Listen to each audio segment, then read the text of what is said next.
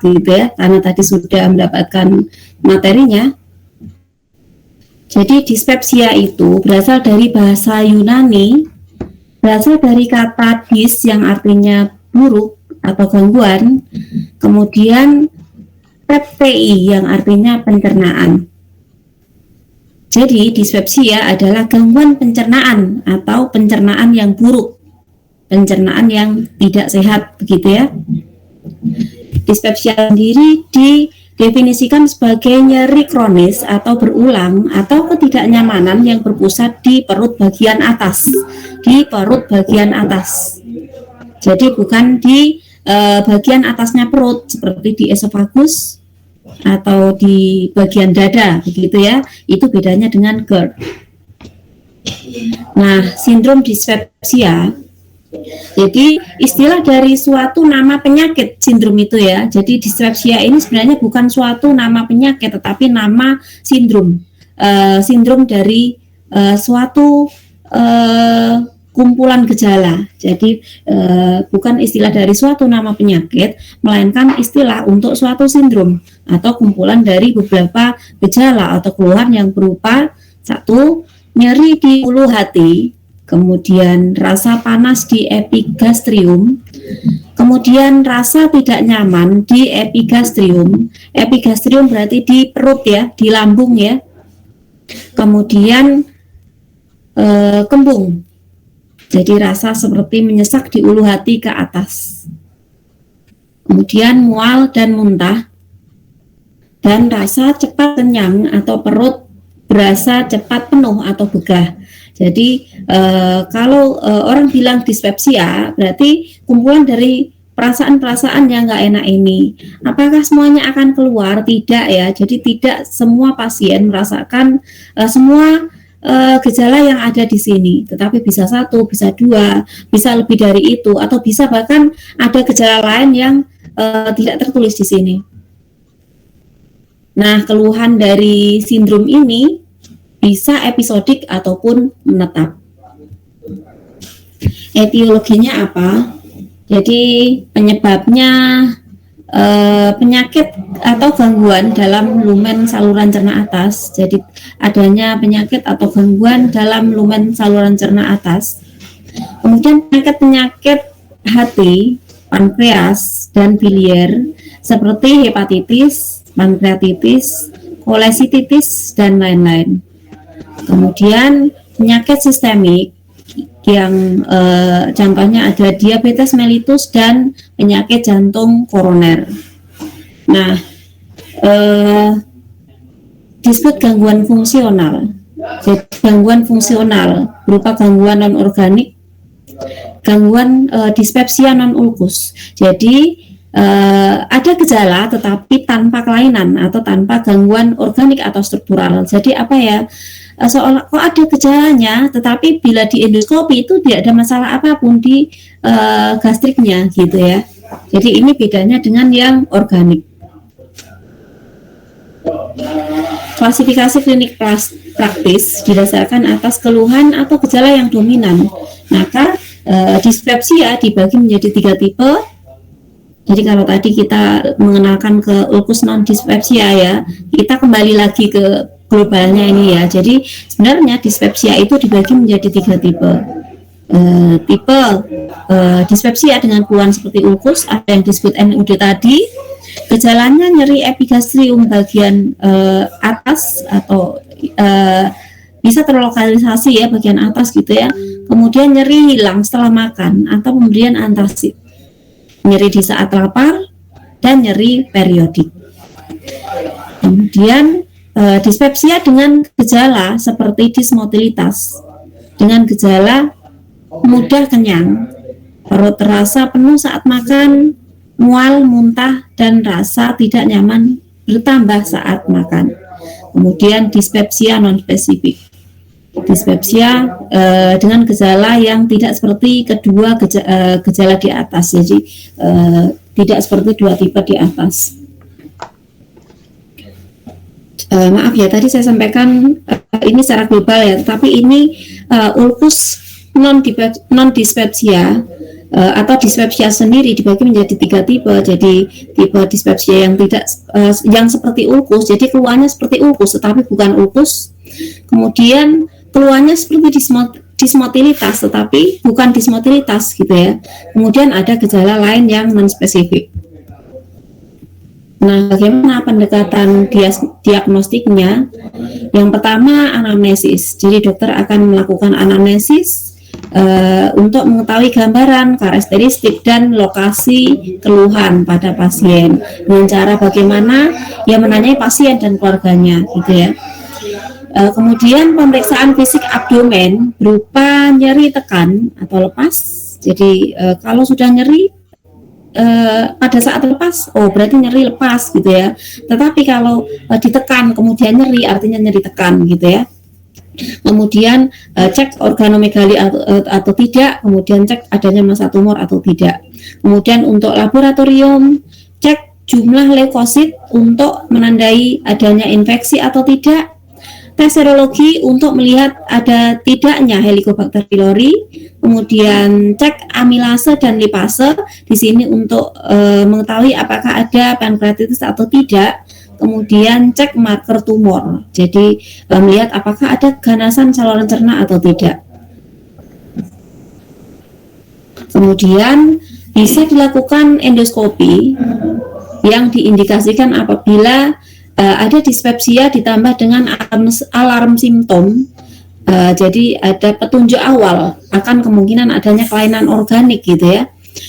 Misalnya berat badan turun, kemudian anemia, muntah-muntah berat, dugaan obstruksi, hematemesis, melena, keluhan berulang, dan umur lebih dari 45 tahun.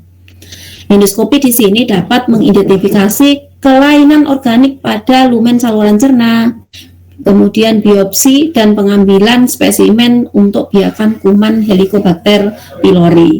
Kemudian selain itu ada USG. Nah, USG di sini digunakan untuk mengetahui apakah ada kelainan seperti batu empedu, kolesistitis, sirosis hati, hepatoma dan lain-lain. Kemudian radiologi dengan bariomil digunakan untuk mengidentifikasi kelainan pada mukosa. Nah, kita ke terapi farmakologinya. Jadi, terapi farmakologi dari NUD atau dispepsia sendiri meliputi beberapa macam terapi. Yang pertama, esophageal clearance, kemudian yang kedua gastric emptying, kemudian esophageal mucosal resistant, kemudian blood pressure, kemudian gastric acid. Nah, kita terangkan dari esophageal clearance ya. Jadi ini membersihkan esofagus gitu ya. Jadi mendorong membersihkan esofagus dengan salah satu obat yang di sini contohnya ada betanekol. Kemudian gastric emptying, jadi kadang pasien itu merasakan begah gitu ya, perutnya kembung, berasa makannya cepat penuh gitu ya, maka bisa diberikan metoclopramid. Jadi metoclopramid ini merupakan antiemetik dari dopamin D2 antagonis yang mempunyai sifat prokinetik sehingga mampu meningkatkan pengosongan lambung. Kemudian esophageal mucosal resistant, ini ada asam alginat dan sukralfat. Jadi salah satu cara untuk melindungi mukosa lambung adalah dengan asam alginat atau sukralfat. Jadi dua obat ini mempunyai fungsi melapisi mukosa lambung sehingga menjadi pelindung mukosa pada lambung dari bahan-bahan yang ada di lambung, makanan maupun asam gitu ya. Asam alginat ini juga kalau misalnya kemarin yang digunakan untuk GERD, jadi begitu dia itu ditelan ketemu dengan cairan yang ada di lambung, maka dia akan mengembang selain melapisi mukosa lambung, maka dia akan mengembang jadi membentuk barier antara isi lambung dengan esofagus sehingga dapat menahan terjadinya reflux gitu ya. Ini bedanya sukralfat dengan asam alginat. Kalau sukralfat dia lebih ke pelapis. Jadi ini bisa diberikan kalau pasiennya itu mempunyai riwayat penggunaan NSAID ya, karena kita tahu bahwa NSAID atau obat-obat antiinflamasi yang non steroid itu mempunyai efek menekan prostaglandin yang tidak spesifik gitu ya, termasuk prostaglandin yang dihasilkan oleh COX-1 yang di situ berguna untuk melapisi lambung gitu ya. Kalau COX-nya ditekan kan pelindung lambungnya dihambat jadi nggak ada, sehingga butuh suplemen ya, jadi butuh semacam pelindung dari luar gitu ya. Nah, asam alginat dan sucralfate ini bisa digunakan. Kemudian less pressure. Nah, di sini bisa digunakan beta-nekol dan metoclopramid, nanti saya terangkan lebih lanjut ya. Kemudian gastric acid ya, keasaman lambung. Nah, keasaman lambung kita tahu obatnya ada antacid, dua reseptor antagonis, kemudian pompa proton inhibitor. Kita ke obatnya satu persatu dulu. Jadi antacid itu apa? Antacid adalah senyawa yang punya kemampuan untuk menetralkan asam lambung atau mengikatnya. Sediaan antacid dapat digolongkan menjadi beberapa ya, jadi kandungannya ada beberapa. Yang pertama kombinasi antara aluminium dengan magnesium. Di sini kenapa keduanya dikombinasikan? Karena masing-masing punya efek samping yang berlawanan.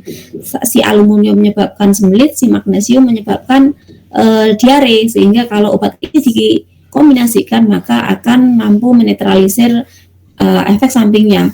Kemudian kandungan natrium bikarbonat ya sifatnya membasahkan ya, dan kandungan bismut dan kalsium ini juga sifatnya membasahkan asam yang ada, sehingga mampu menetralkan asam lambung. Kemudian obat yang kedua ini antagonis reseptor H2 atau yang disebut H2RA. Jadi reseptor H2 itu terletak di sel parietal lambung. Nah, dari reseptor H2 ini nanti akan diskresilah yang disebut ion H gitu ya.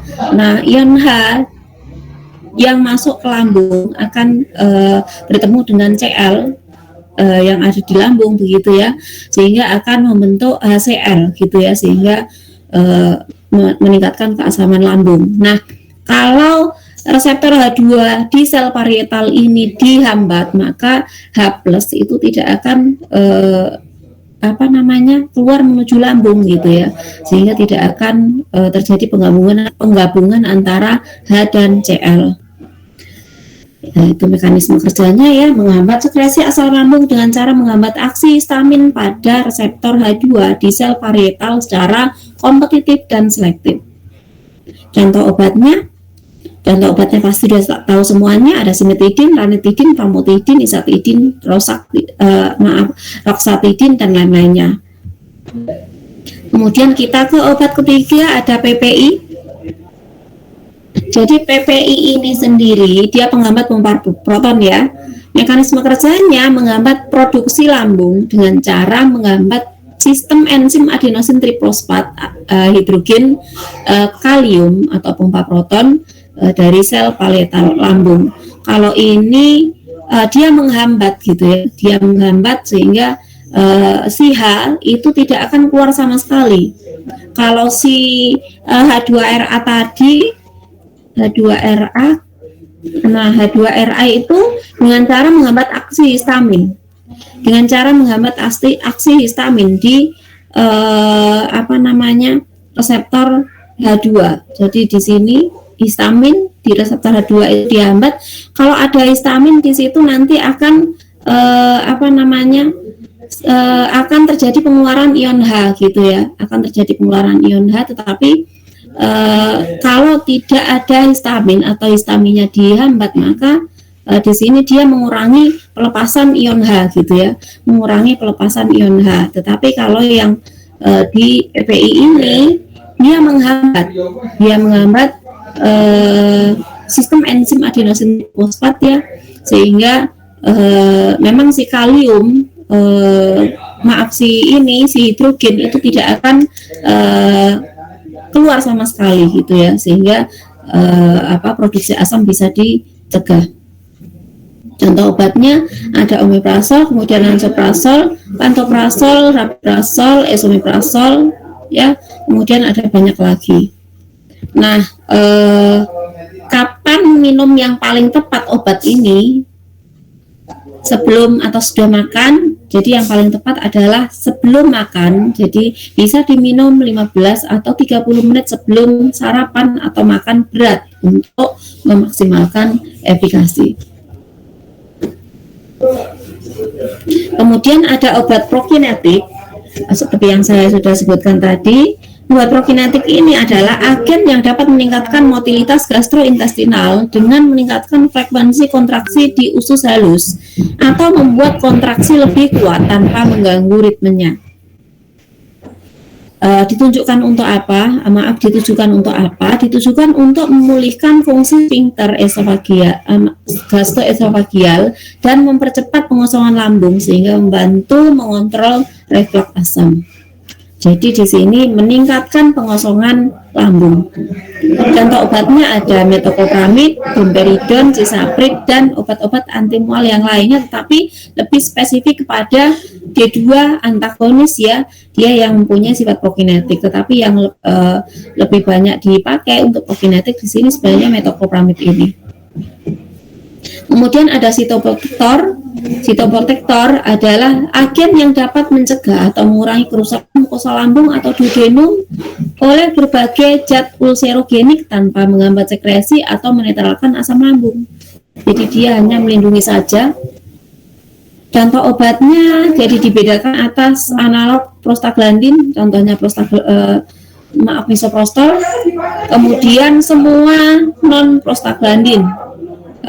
Ada sukralfat, bismut koloidal, kemudian setraksat, kemudian ribamipid. Jadi obat ini hanya digunakan untuk melapisi lambung, untuk meningkatkan pengamanan gitu ya pada lambung terhadap iritasi. Nah, ini sekilas tentang sukralfat dan ribamipid. Jadi sukralfat di sini berfungsi untuk meningkatkan sekresi prostaglandin endogen. Jadi memperbaiki mikrosirkulasi, meningkatkan produksi mukus dan meningkatkan sekresi bikarbonat mukosa, serta membentuk lapisan protektif yang senyawa dengan protein sekitar lesi mukosa pada saluran cerna bagian atas.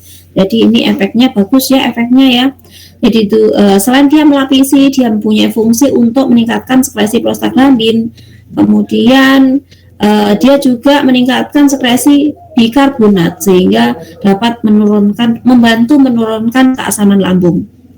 Kemudian untuk ribamipid bekerja dengan meningkatkan sistem pertahanan mukosa, menangkal radikal bebas dan mengaktifkan gen yang mengkode siklooksigenase 2 sehingga mengerahkan efek sitoprotektif pada mukosa lambung. Jadi adakah bedanya? Ada sih bedanya ya. Jadi si ribamipid ini bekerja meningkatkan pertahanan mukosa. Jadi tadi mukosanya kan rentan terhadap iritasi tuh. Nah, sama ribamipid ini ditingkatkan pertahanannya, kemudian menangkal radikal bebas yang bisa meningkatkan kerusakan mukosa lambung, kemudian mengaktifkan gen pengkode siklooksigenase 2 sehingga mengerahkan efek sitoprotektif pada lambung. Jadi mengaktifkan gen, maksudnya dia jadi hampir sama. Jadi dia akan meningkatkan sekresi prostaglandin dari siklooksigenase ini. Obat ini juga meningkatkan jumlah lendir lambung dan merangsang aliran darah mukosa lambung untuk mengatasi gangguan hemodinamik sehingga dapat membantu menekan peradangan dan memperbaiki mukosa lambung. Terserah pilih mana, semuanya bagus kedua obat ini ya. Intinya dia berfungsi untuk melindungi mukosa lambung. Kemudian ada antidepresan trisiklik. Kenapa antidepresan? Ya, Jadi tadi di GC sudah ada saya jelaskan salah satu pencetus terjadinya NUD adalah gangguan psikis atau masalah psikis gitu ya. Nah, antidepresan trisiklik ini ditujukan apabila kenaikan kadar asam lambung pada pasien dipicu oleh adanya faktor psikis. Contoh obat yang bisa digunakan ada amitriptilin, imipramin, clomipramin, kemudian duxepin. Nah, kita masuk ke guideline terapi. Banyak guideline terapi ya yang bisa kita pelajari. Yang pertama dari Indonesia ya, algoritma tata laksana dispepsia fungsional. Jadi pasien sudah diketahui dispepsia fungsional. Jadi kita tahu dispepsia fungsional disebut juga NUD, non-ulcus dispepsia. Yang pertama bisa dilakukan oleh pasien sesuai dengan pertanyaan ya, adalah modifikasi diet. Modifikasi diet maksudnya bagaimana? Nanti sudah dijelaskan di depan bagaimana pasien harus memodifikasi diet, mulai dari perubahan gaya hidup dan perubahan pola makan gitu ya. Kemudian gejalanya yang predominan itu apa? Gejalanya yang predominan misalnya rasa nyeri atau terbakar pada epigastrium, maka bisa diberikan PPI dengan atau tanpa prokinetik sitoprotektor. Kemudian ditunggu responnya setelah 4-8 minggu. Jadi pemberian PPI dengan atau tanpa obat yang lainnya kita tunggu setelah 4-8 minggu. Jadi pengobatannya tidak singkat loh ya, pengobatannya panjang. Jadi obat ini biasanya direspon dengan baik oleh pasien dalam waktu 4 sampai dengan 8 minggu. Nah, kalau gejala yang predominan itu rasa penuh setelah makan, perut cepat kenyang, kembung, mual, muntah, bersendawa, maka obat utamanya adalah prokinetik. Obat utamanya adalah prokinetik dengan atau tanpa PPI. Nah, obat ini juga ditunggu responnya setelah 4 atau 8 minggu. Jadi 4 sampai 8 minggu. Nah, setelah 4 sampai 8 minggu ini dicek, jika tidak ada perubahan keduanya ya, maka bisa dicoba antidepresan atau ansiolitik. Mungkin gini ya, jadi pasiennya di anamnesa kan tadi ya, mungkin ada gejala psikis ya, ketakutan atau dia kecemas, misalnya mau ujian atau cemas karena banyak coronavirus gitu ya. Nah, bisa diberikan antidepresan atau mencoba terapi herbal karena sekarang sudah mulai banyak upaya-upaya back to nature gitu ya. Dan kita tahu bahwa obat dari alam itu juga khasiatnya tidak kalah ampuh daripada obat-obat yang kimia, walaupun onsetnya tidak cepat obat kimia. Nah, jika tidak ada respon lagi, baru harus dirujuk ke spesialis gitu ya. Harus dirujuk ke spesialis. Nah, kalau ada respon antara waktu 4-8 minggu ini, maka dicoba dihentikan atau turunkan terapi sesuai dengan kebutuhan. Turunkan terapi sesuai dengan kebutuhan. Jadi ini algoritma terapinya. Kemudian ada guideline lain.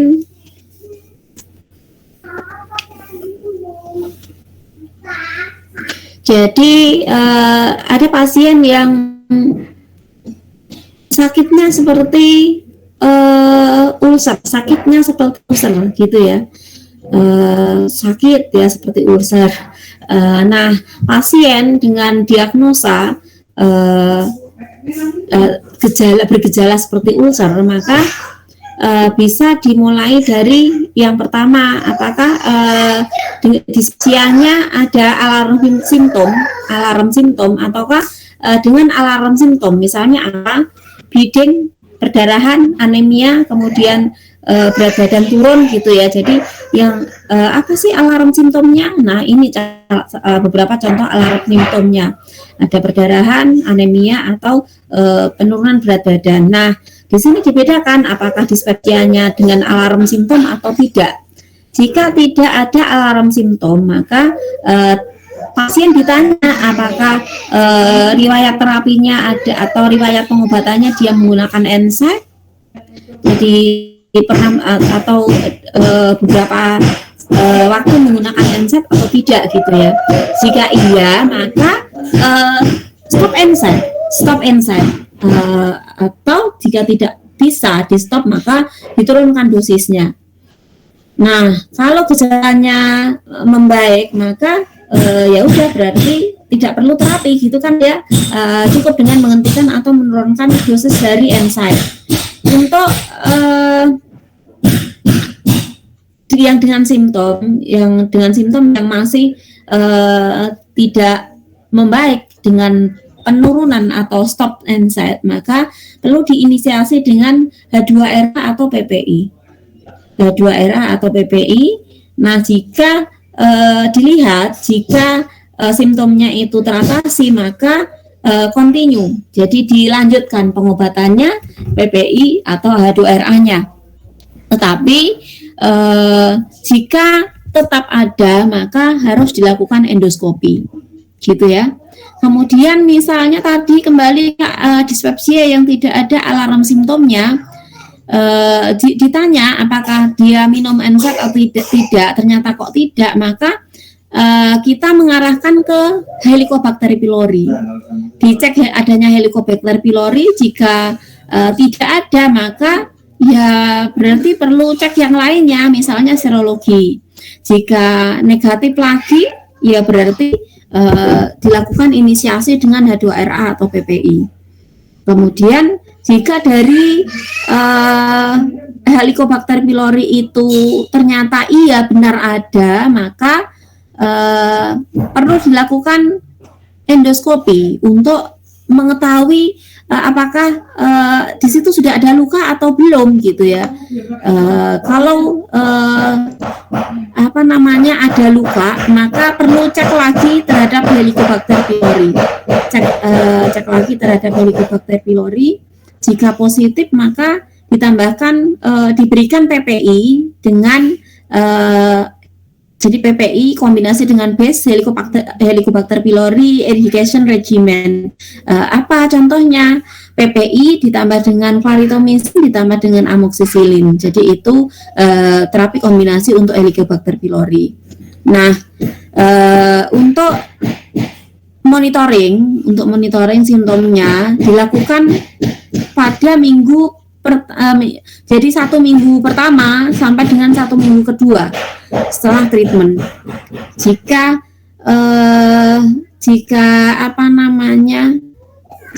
simptomnya tidak ada ya berarti sudah cukup, nggak perlu obat. Tetapi jika simptomnya masih ada maka cari apakah memang pasiennya menggunakan NSAID sebelumnya, kemudian apakah terjadi resistensi terhadap antibiotik yang diberikan atau yang lainnya. Jadi dilakukan kembali diagnosis.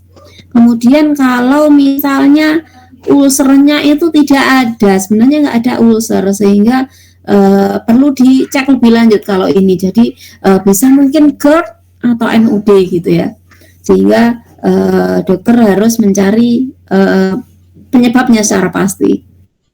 Kalau misalnya Helicobacter pylorinya negatif dan tidak ada NSAID, maka gimana? Apakah pengobatannya sama? Sebenarnya sama ya sebenarnya ya. Jadi kalau dia tidak ada NSAID ya berarti cukup dengan memberikan terapi dengan PPI atau H2RA. Tetapi kalau dia dengan NSAID maka hentikan NSAID-nya, atau kalau tidak bisa menghentikan NSAID maka turunkan NSAID-nya ditambah dengan PPI atau si H2RA.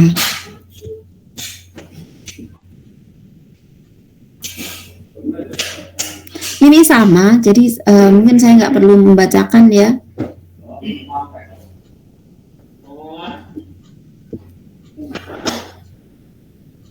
Yang belakangnya juga masih sama, sebenarnya intinya sama semuanya, cuman ini diambil dari beberapa guideline ya. Kemudian terapi non farmakologinya, terapi non farmakologinya hindari makanan yang pedas, kemudian asam dan tinggi lemak ataupun minuman seperti kopi, alkohol, bersoda atau berkarbonasi. Kemudian makan teratur, tidak berlebihan, porsi kecil tapi sering. Kemudian mempertahankan berat badan yang sehat dan olahraga teratur, mengelola stres, dan hindari kebiasaan berbaring setelah makan. Oke, adakah pertanyaan? Sebentar ya. Belum ada, Bu. Bu, mohon maaf mengingatkan, ini waktunya sudah habis.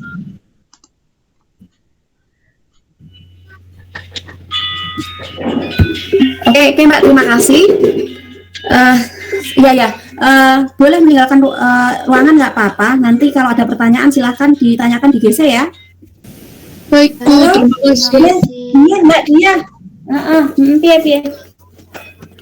FRS.